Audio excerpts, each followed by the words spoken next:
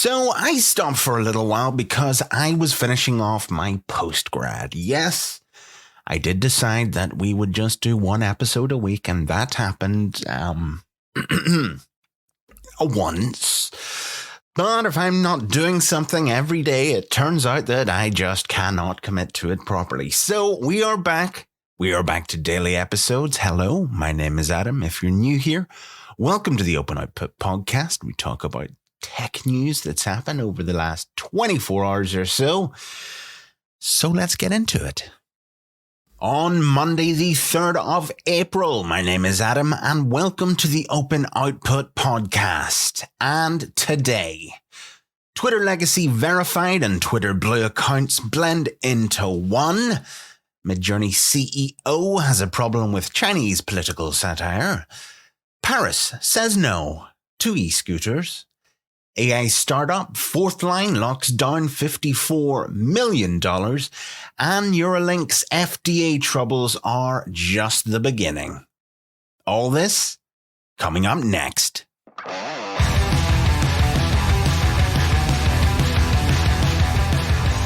It feels good to do that again. So let's get into it. Twitter was supposed to remove legacy verification check marks on April the 1st.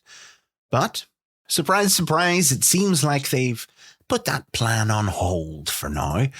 Instead, they've changed the label on the check marks to make it kind of indistinguishable to tell the difference between those who earned it and those who paid for it.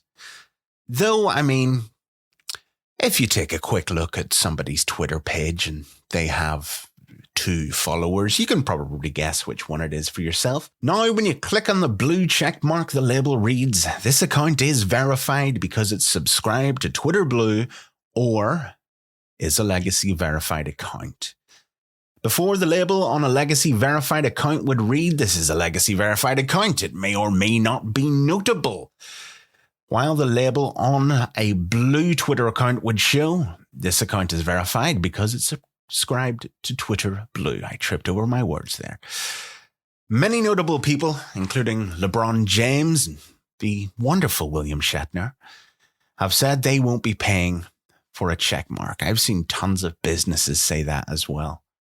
I mean, businesses being on Twitter only really benefits the platform, and that's any kind of business. Anything from my area of tech, although, I don't really use Twitter.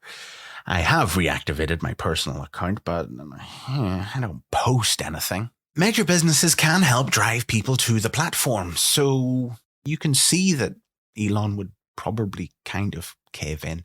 And of course, not just businesses, but individuals as well.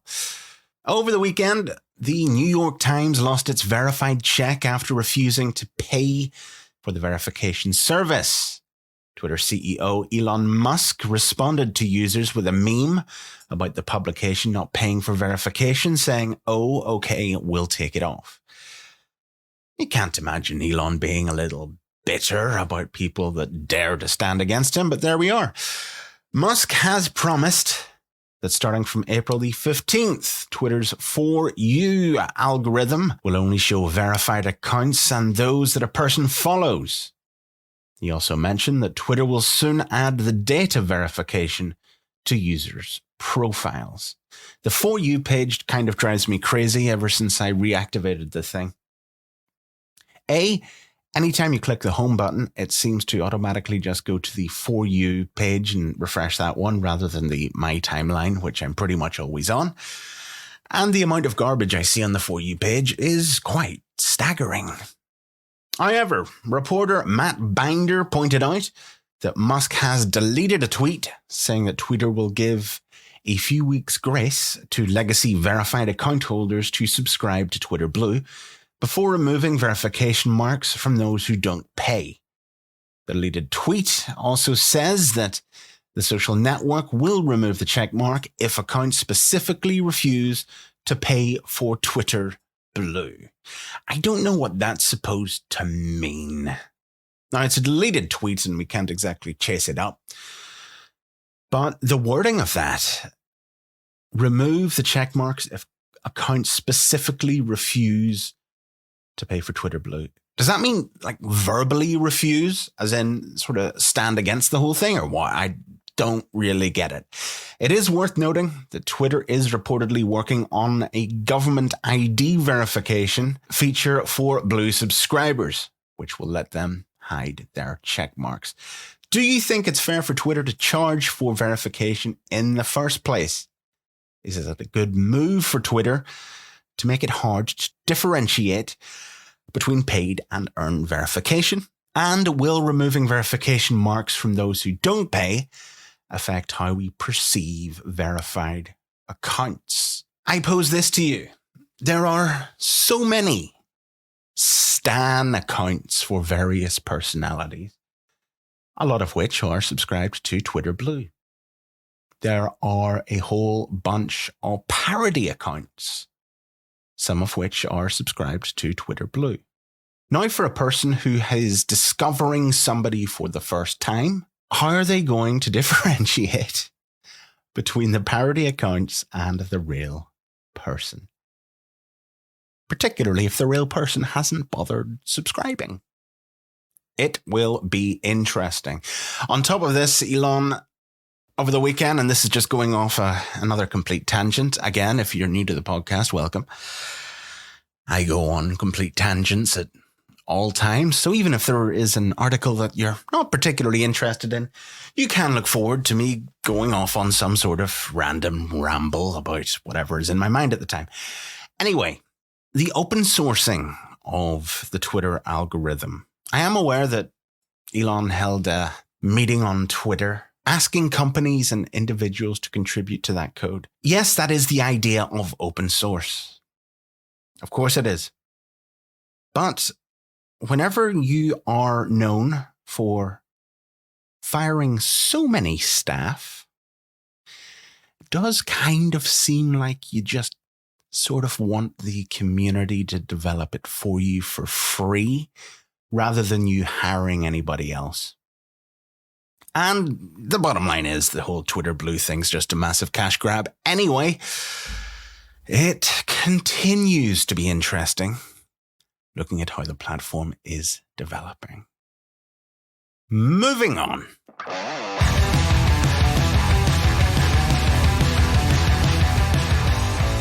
David Holtz, founder and CEO of AI image generator Midjourney, has metaphorically pulled down his pants and bent over as he defends censorship, which coincidentally benefits his company.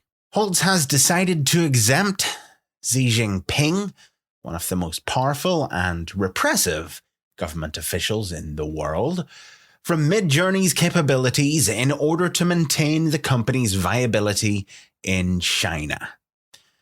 Holtz won't make the full list of restricted terms public, but he treats China as a unique case, just as many US-based companies have done so in the past.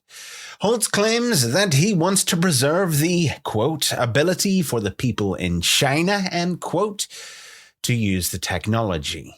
But his actions are paternalistic, as Chinese citizens may themselves want to use Midjourney to satirize their own government. We've even seen game developers in China put little Easter eggs in their video games, with Winnie the Pooh, for example, being featured in some horror games.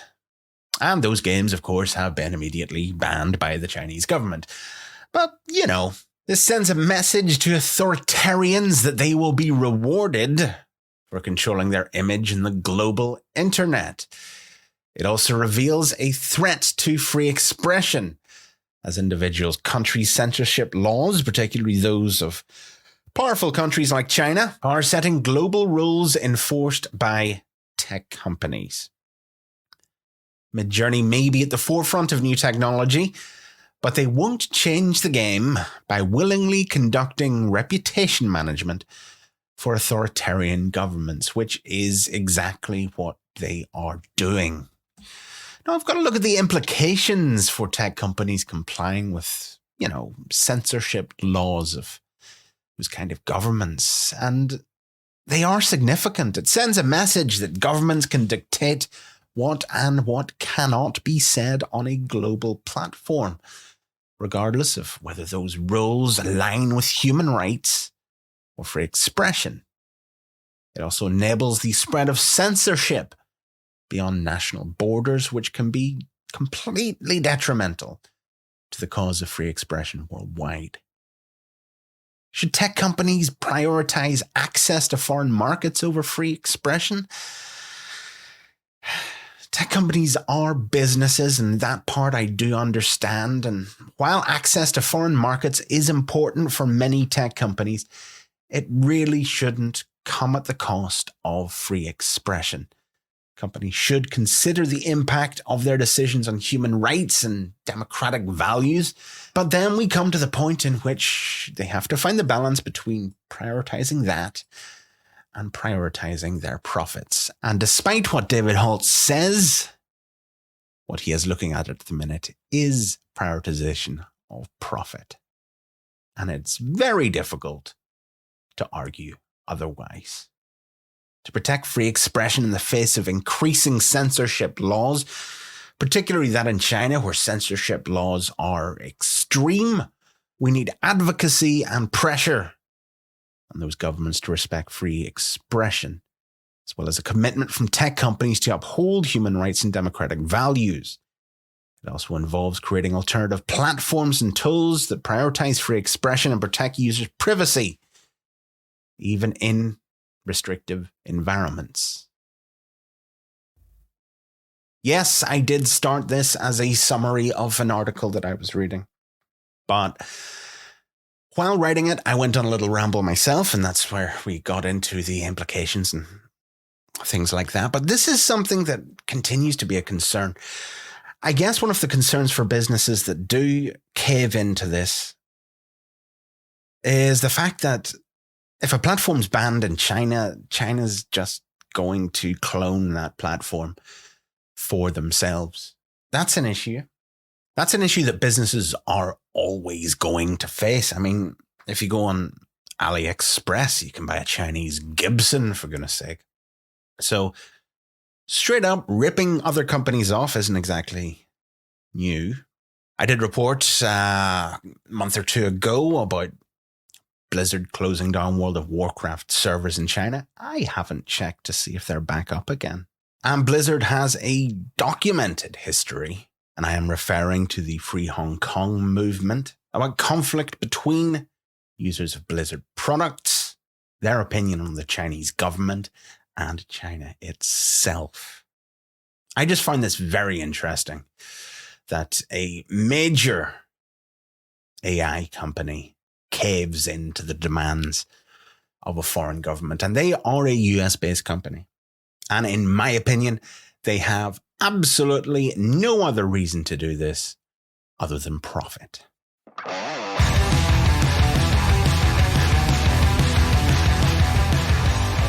The city of Paris. It is romanticized to such a high degree.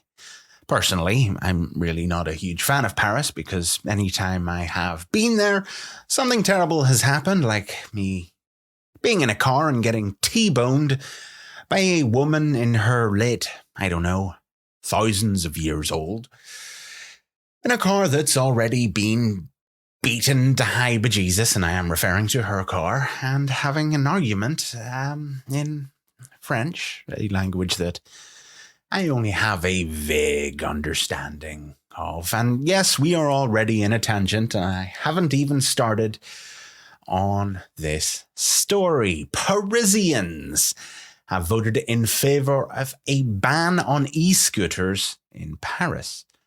The ban is expected to come into effect in the summer. The decision to ban e-scooters was made following a petition by residents who complained about the danger and nuisance caused by the vehicles. The ban will apply to all e-scooters, including those operated by rental companies.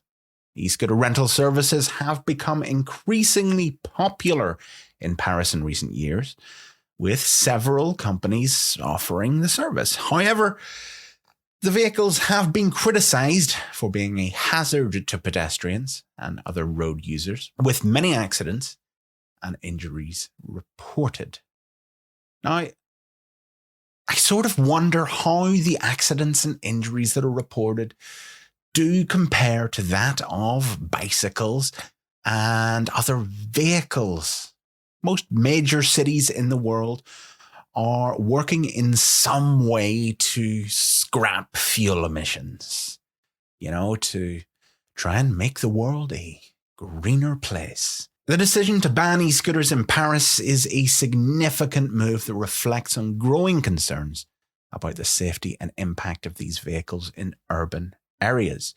While e-scooters offer a convenient and environmentally friendly mode of transport, their proliferation in cities has raised questions about regulation and safety. This is interesting. We haven't done this in a while. Let's jump down the rabbit hole a little bit and see what the regulation actually is. Okay, so I've looked at regulations both in Paris and in the UK. In the UK, e-scooters will be limited to a maximum speed of 15.5 miles an hour.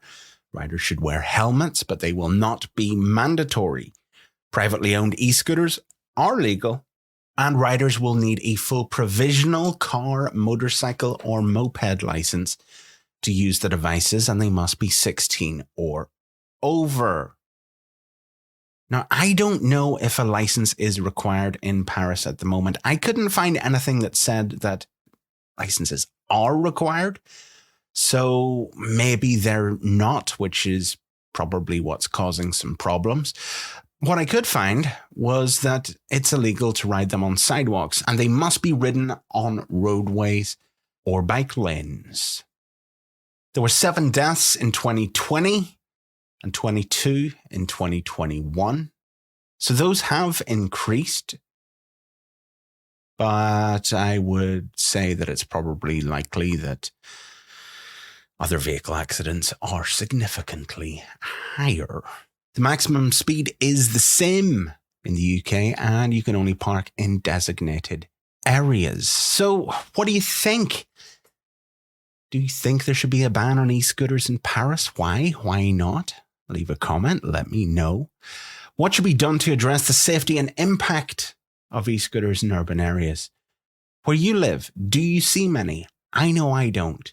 But my nearest city is Belfast, and to be honest with you, I think I've been in Belfast twice since, the global pandemic started. But I still don't think that they're a big thing up there at the moment. So if there's not e-scooters, what alternatives should be put in place? Should everybody be riding bicycles? Is everybody going to have to buy an electric car when cars running on petrol and diesel are eventually and inevitably banned? Have you ridden one?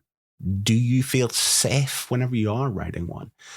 Let me know. I don't know much about e-scooters at all, but I did find it kind of fascinating that some cities are already sort of sick of them. Public transport, I suppose, could be the answer, but let's face it, in a lot of cases, public transport is, how do I put this lightly, unpleasant.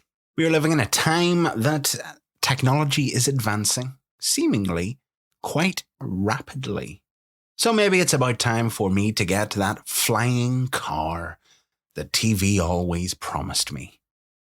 I'm sure that's safer.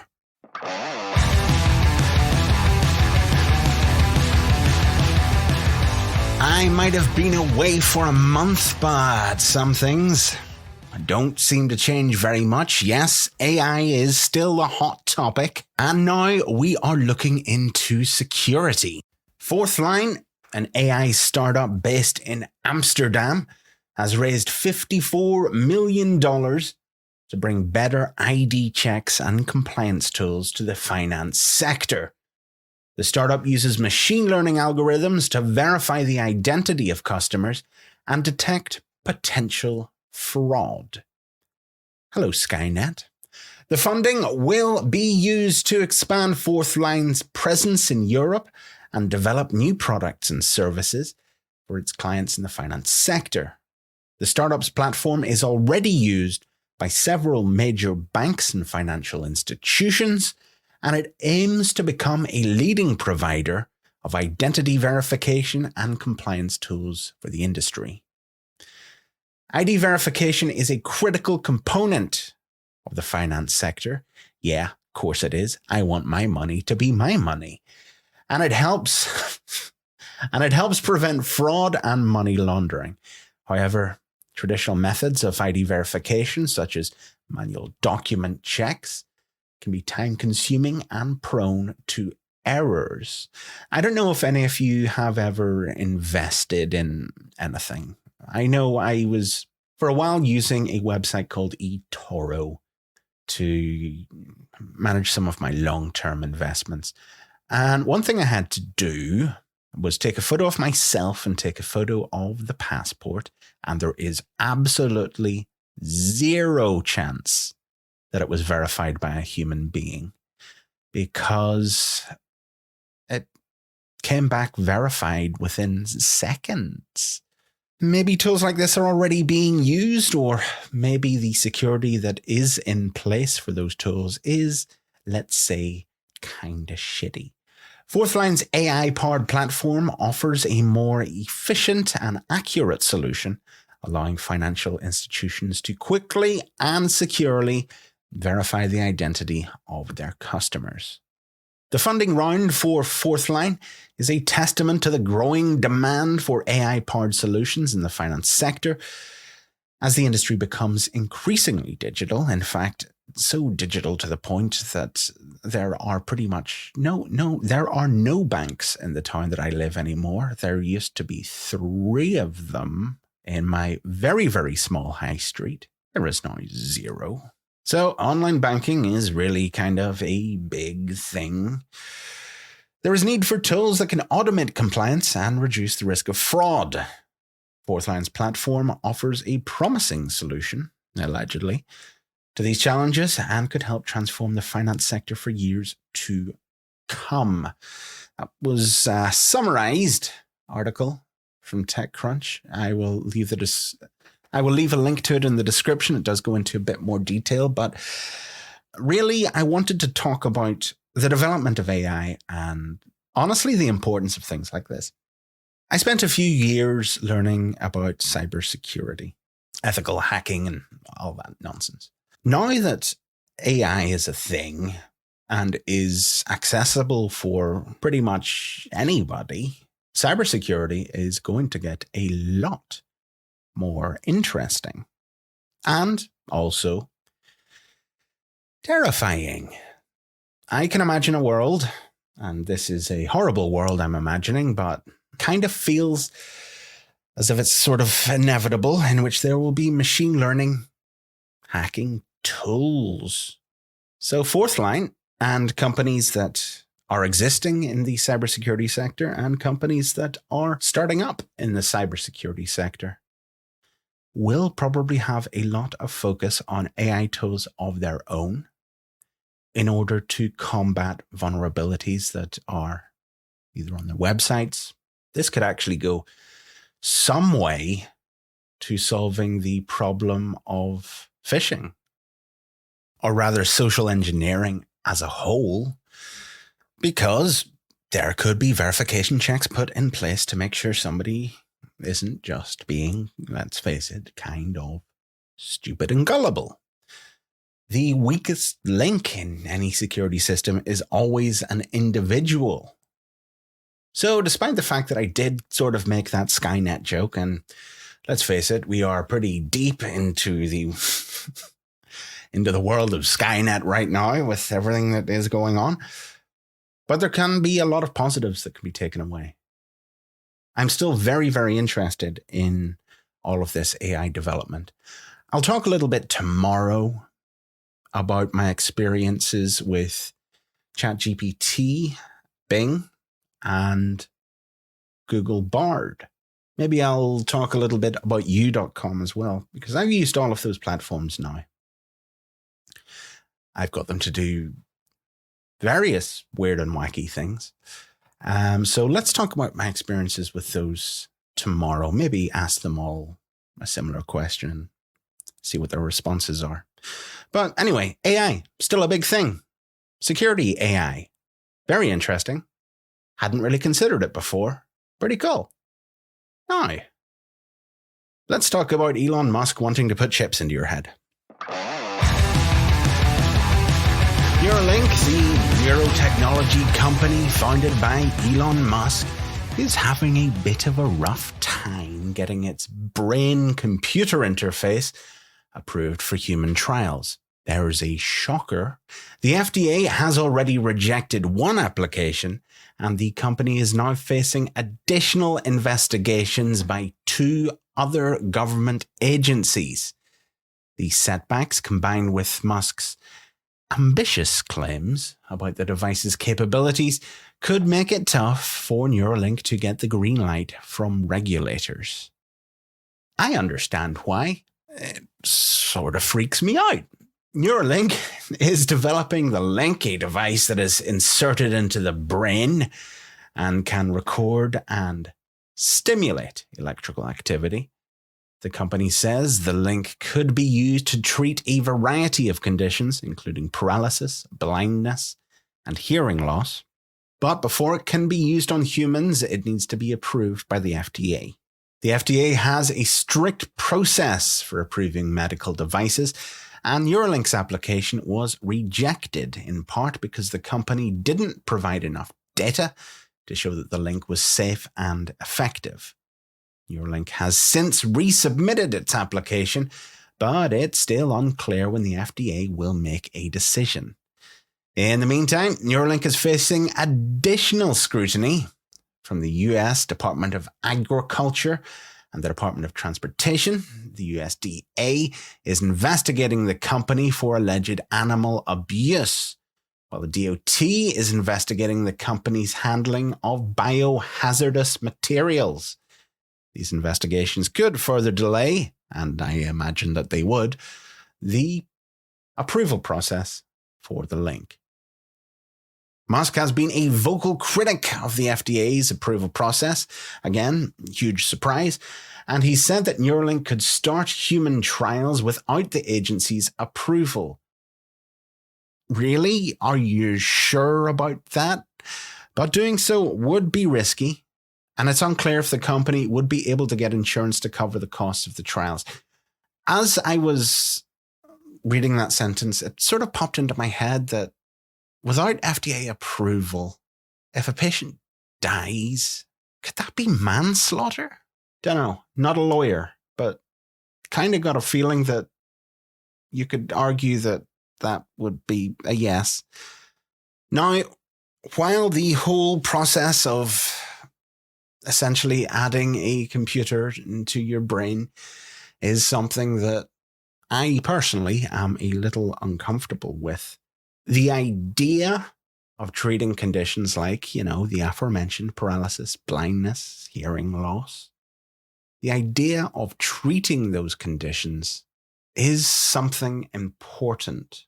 However, without safety considerations in place, without testing, and the fact that they are under investigation for animal abuse when attempting to do that testing does sort of give you the impression that they're kind of trying to run it out the front door earlier than they should be. Now, Neuralink isn't the only company in the world of neurotechnology performing procedures like this. Synchron, a separate neurotechnology company, designed an electrode array embedded into a venous stent. It was awarded an IDE. Let me just look up what an IDE is. Hold on. Okay, it is an investigational device exemption. An IDE allows the investigational device to be used in a clinical study in order to collect safety and effectiveness data. Clinical studies are most often conducted to support a PMA, which I also don't know what that stands for, but I'm not going to look it up. Anyway, that was awarded in July 21, and recently it announced that it will begin human trials with the Gates Vascular Institute in Buffalo. Synchron began the FDA application process in 2016. According to Christian Well, former lead scientist of the NIH's Neural Implant Laboratory, Synchron's success may be attributable to their device's similarity to previously approved stents, which are more familiar to the FDA than Neuralink's device is. If it's possible to draw specific criteria from past approvals, they will take that into account. They try to be consistent with their approach to a given technology. And that was a quote. As I mentioned before, whenever we come to the realization that essentially becoming a cyborg is a possibility in the future, I feel a little bit uncomfortable. It's a cross between general sci-fi cyborg and Cyberpunk 2077. That is, of course, a bit of an exaggeration. You kind of have to answer the question, how different is this to already existing medical devices? I mean, you have devices that keep your heart pumping. You have devices that carry out major functions of the human body. How different is a device in your brain? The medical application potential is incredible. And maybe it's just because it's in the brain that's what makes me feel a little bit uncomfortable. But like a lot of other things that I've mentioned during this podcast, it does kind of feel as if it's an inevitability. There are, of course, ethical concerns. Should it be tested on humans before enough evidence has been gathered to prove that it is safe? How are safety measures going to be introduced? Is the current testing on animals for Neuralink ethical? If not, what other options are there? What do you think about it? If you enjoy the podcast, let me know, leave a review. But for now, that's going to do us for today. Thank you very much for listening. It is wonderful to be back again. I will be back tomorrow. Tomorrow we're going to have an episode entirely on my experience with AIs that are available at the moment. We're going to ask them the same questions, see what the responses are, see how accurate they are to reality, get them to do some creative things as well. And if there's any major stories, we'll go ahead and cover that too. If you want to get in touch with the podcast, you can do so. You can email mailbag@openoutput.co. And until tomorrow, take it easy.